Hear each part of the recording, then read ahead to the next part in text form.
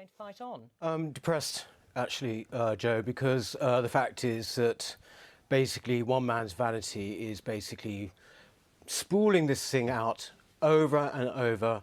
The party is being made to look ridiculous.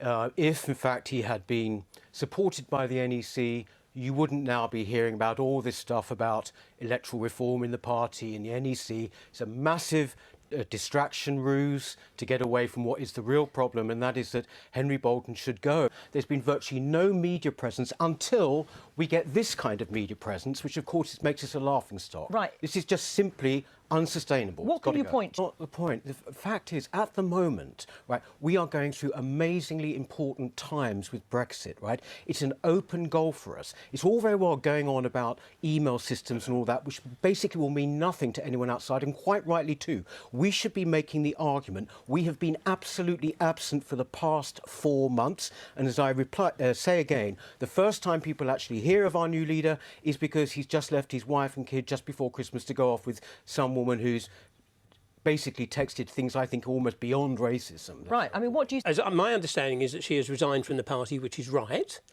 Also that Henry was unaware of these tweets. They were made before they met.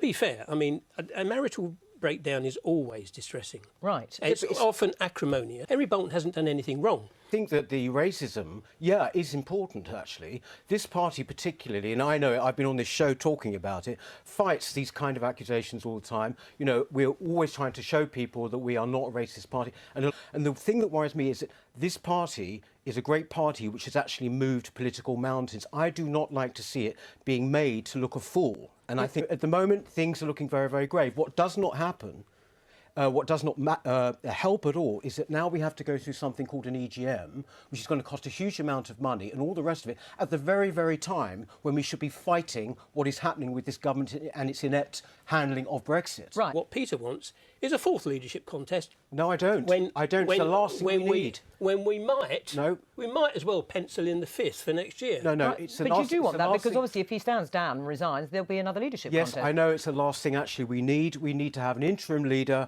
basically, to go on, I would say, for actually quite a long time, get us through the May elections. It's the May elections. We should be talking about the May elections. We should be talking about Brexit, instead of which we're talking about tinkering around with an email system and all the rest of it. The fact is, if Henry Bolton had a shred of personal pride, he would have gone after that NEC vote. And isn't that the case, that this is a vanity project for Bolton? I mean, in the face of everything collapsing around him in terms of all his team resigning, of all this publicity, it's not all the bad team. publicity, well, we're getting there pretty well, aren't we, at 15 or so, that he should do the decent thing and go.